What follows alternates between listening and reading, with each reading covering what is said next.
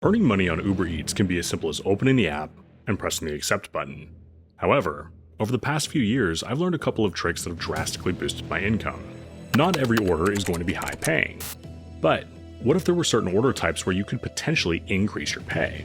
What if you could position yourself depending on what people in your market are ordering?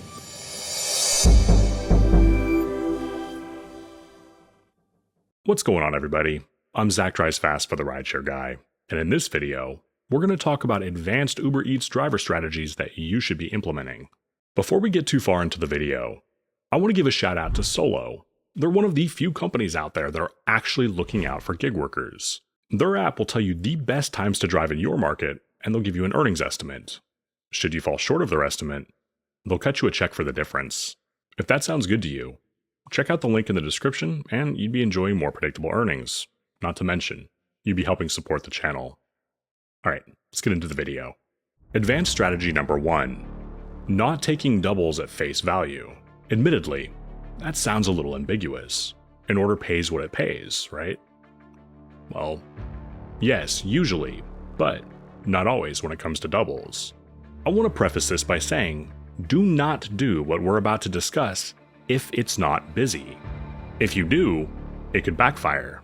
Uber Eats has absolutely no control over how much the customer tips, if they tipped well or not at all. So, sometimes they have to get bad orders delivered, and they do that by sticking a bad order with a good order. I can see the comments now. Some of you are going to be like, well, Zach, we don't know which order is paying well and which one isn't. And while that's true, in a lot of cases, we can make an educated guess. If you get a double and one of them's picking up at a sushi place and the other one's picking up at McDonald's, which do you think is likely to pay you more? It's probably going to be the sushi. If that double isn't paying well and it's busy, consider unassigning the McDonald's. You might get an add-on that pays more than that did. Now, you might be thinking that if you unassign part of an order and you don't get an add-on, that you're taking money out of your own pocket. You're partially right. However, if you're only going to one place rather than two, you're saving yourself time, and in this business, time is money, and the faster you can move on to your next order. Basically, if you don't get an add-on after unassigning an order, it will even out in the long run because you're moving on to your next order quicker. I want to give you one more piece of advice as well as a word of caution before we move on. You can also do this with restaurants that are known to be slow. Just make sure to keep your completion rate high. Should be looked at as an insurance policy. Again, time is money, so be cautious not to unassign orders unless it's necessary. Advanced strategy number 2. Know your hidden tip indicators. And that might sound like common sense, but hear me out. You would be shocked how many Uber Eats drivers don't think that they hide tips, but they do. A lot of drivers don't think they do because of how Uber words it in the order summary screen. In fact, they say that the customer added to your tip after the delivery, which is almost never true. I want to be clear. Uber hides tips all the time, but you have to know what you're looking for. Typically speaking, Uber caps the displayed tip at $8. So if the customer tipped 10, that means that they're only going to show you 8 of it. But you also have to factor in a couple of other things. For example, if your base pay was $2 and your customer tipped $10, that order is not going to come through at $12. It's going to come through at $10. Keep in mind, any tip above 8 is capped on the offer screen. To complicate things, and the reason that this is also an advanced strategy, is because Uber also pays mileage. What this means is that you need to have an understanding of how much Uber is paying you in mileage per order. That way you can determine the likelihood that the order you're looking at will or will not have a hidden tip. Recently, Uber's take rate is absolutely out of control, and it seems like the mileage pay is what got hit the hardest. I'm still working on figuring out the new Uber mileage pay structure, so for this specific example, I'm going to use the old one. Let's say I got a no-tip order delivering here, and my starting point was here, and my base pay was approximately $3. That's about 7 miles from my start location. I know that the mileage pay is about 57 cents a mile, or to simplify things, 7 miles would pay about $4 in mileage.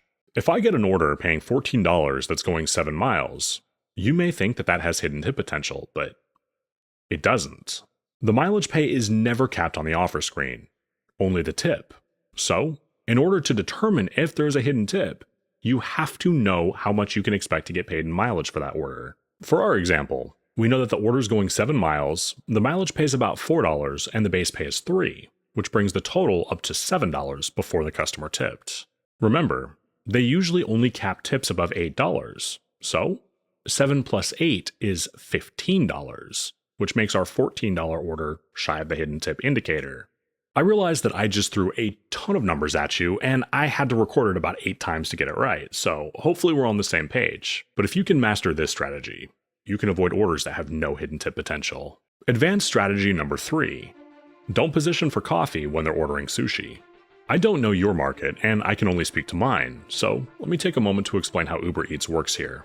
Depending on the time of day, Uber Eats could absolutely be the best app in my market, if you know how to position yourself.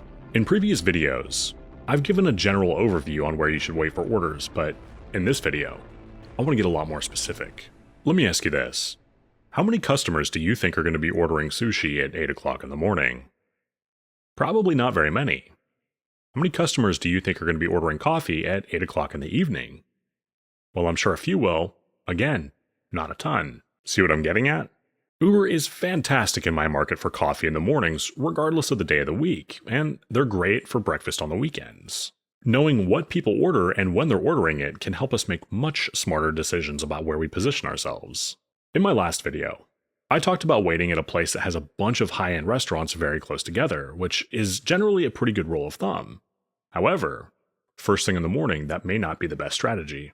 I would argue that positioning yourself in between a Starbucks, an IHOP, and a McDonald's first thing in the morning is going to be far better for you than positioning yourself near a bunch of high-end restaurants.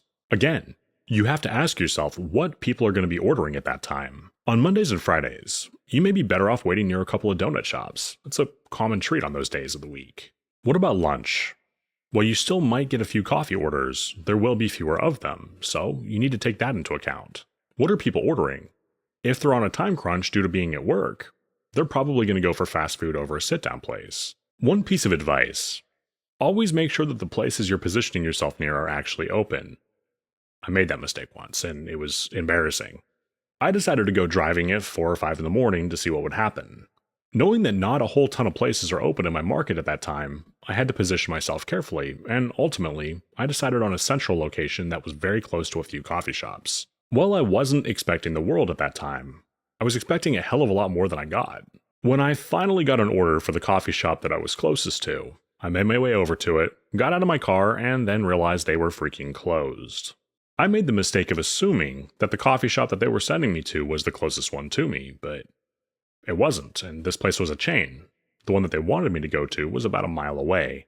If we're talking about a chain location, just do yourself a favor and drive by to make sure they're open. If it's a small mom and pop place and there's only one in your market, check the app. That'll tell you if they're open. You'll save yourself time and a lot of frustration. Well guys, there you have it. 3 advanced strategies to keep in your back pocket when driving on Uber Eats. What are some of your favorite strategies? Leave them in the comment section below. If you haven't done so yet, please do consider pressing the like button and subscribing to the RideShare Guy. You can catch my videos here every Tuesday. If you enjoyed this video, check out this video next where I talk about positioning best strategies. I'm Zach Drives Fast for the RideShare Guy. Take care.